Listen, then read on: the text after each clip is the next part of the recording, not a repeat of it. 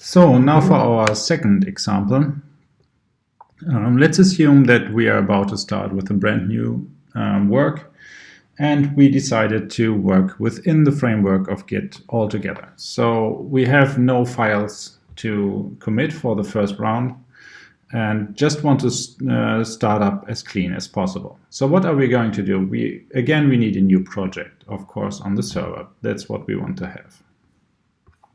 This time I'm just calling it example 2. I know, it's very creative. Okay, there we are. And here we are on Ollie. This is an empty folder. We are about to do something. So what we could do is we could make a directory now called example2. And in this directory we could type git init and then git remote at origin, just as we did before. We can have this a little bit easier if we start from an empty repository altogether. We can just say git clone and then the name of the repo, which is https again, gitlab.dkrz.de, my username, and then example2 and .git. Again, my username and a password. Okay, we have cloned an empty repository. We knew that. Let's check. So now we have a subfolder called example2. Let's go there. And there's nothing in there. There is an empty database. Okay, let's do some work. Some work.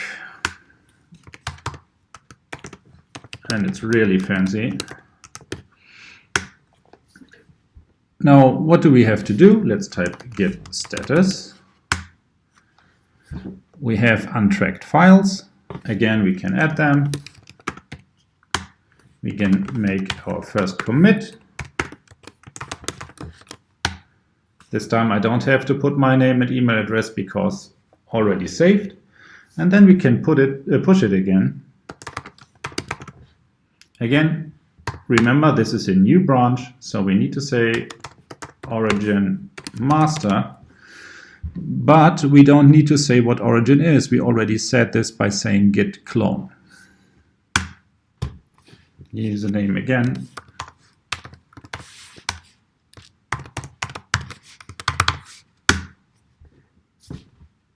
There we are. We could check. And here the stuff is already on the server. Okay, so let's go for the third example right now, because this is basically nothing new. If you know how to clone an empty repository, you know how to clone a repository that is not empty, just by saying which one you want to have. And I'm just showing this very quickly. Now I'm showing you how to get the Git workshop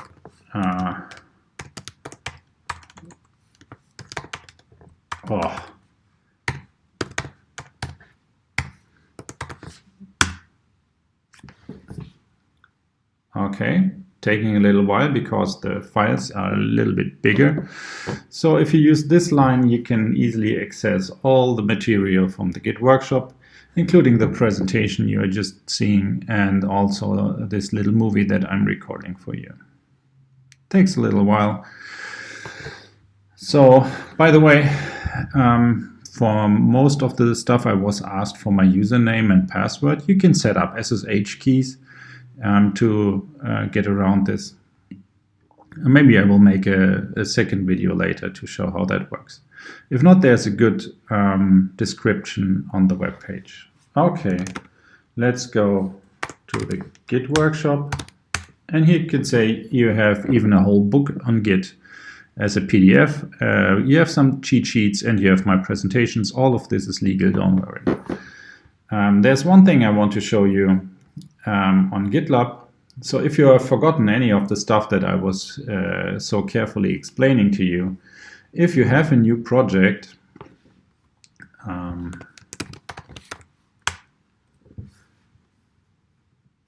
then you can just scroll down and you have a nice list of hints what to do with an empty project you just created. So basically that's what I've just explained to you. And yeah, so you can just have a quick look up how that works. They're using the Git port, I'm using the HTTPS port, doesn't really matter. There are some machines where the HTTPS port works better though. Okay, so you should be ready to use Git now. Good luck.